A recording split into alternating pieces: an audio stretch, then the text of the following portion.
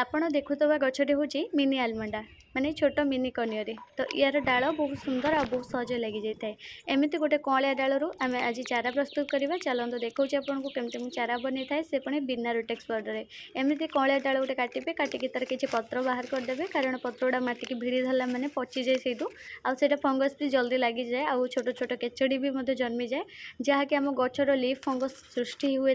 ସେଥିପାଇଁ ପତ୍ର କିଛି ବାହାର କରିଦେବେ। ବାହାର କରିସାରିଲା ପରେ ଏମିତି ନାଲି ମାଟି ପ୍ରସ୍ତୁତ କରିବେ। ନାଲି ମାଟି ଏଇଟା ବହୁତ ସହଜ ଲାଗିଯାଇଥାଏ, ଆଉ ଏଇଟା ଗୋଟେ ହେଲ୍ଦି ପ୍ଲାଣ୍ଟ, ମାନେ ଛୋଟ ଛୋଟ ଗ୍ରୋ ବ୍ୟାଗ୍ରେ ବି ମଧ୍ୟ ଫୁଲ ଦେବା ଆରମ୍ଭ କରିଥାଏ। ସେଥିପାଇଁକା ଟିକେ ଏମିତି ଚିକିଟିଆ ମାଟି ୟା ପାଇଁ ନେବେ। ତ ଚିକିଟିଆ ମାଟି ବୋଲି କ'ଣ, ପାଣି ଦେଲା ମାନେ ସେଇଟା ପୁରା ନରମ ହେଇଯାଏ। ଆଉ ଏମିତି ଯଦି ଆପଣ ପୁରା ମାନେ କ'ଣ କହିଲେ ଭୁରଭୁରି ମାଟି ନେବେ, ତ ସେଇଟା ହେଉଛି ଏତେ ଭଲ ଗ୍ରୋଥ୍ କରିବନି ଗଛର, ଆଉ ସେଇଟା ହେଉଛି ବି ମଧ୍ୟ ବହୁତ କମ୍ ଦିନରେ ସେଇଟା କ'ଣ କହିଲେ ଡାଳ ଗୁଡ଼ା ଶୁଖିବାକୁ ଲାଗେ। ସେଥିପାଇଁ ଚିକିଟିଆ ମାଟିରେ ଲଗାନ୍ତୁ, ଯେମିତିକା ନାଲି ମାଟିରେ ବହୁତ ବଢ଼ିଆ ସେ ଲାଗିବ, ଆଉ ଗଛ ବି ଖୁବ୍ ଜଲ୍ଦି ଆପଣଙ୍କୁ ଫୁଲ ଦେବ। ଦେଖନ୍ତୁ 2 ସପ୍ତାହ ପୂର୍ବରୁ ଲଗେଇଥିବା ଡାଳରେ କେତେ ସୁନ୍ଦର ଗ୍ରୋଥ୍ ହେଉଛି, ଆଉ ଫୁଲ ବି ମୋତେ ଫୁଟି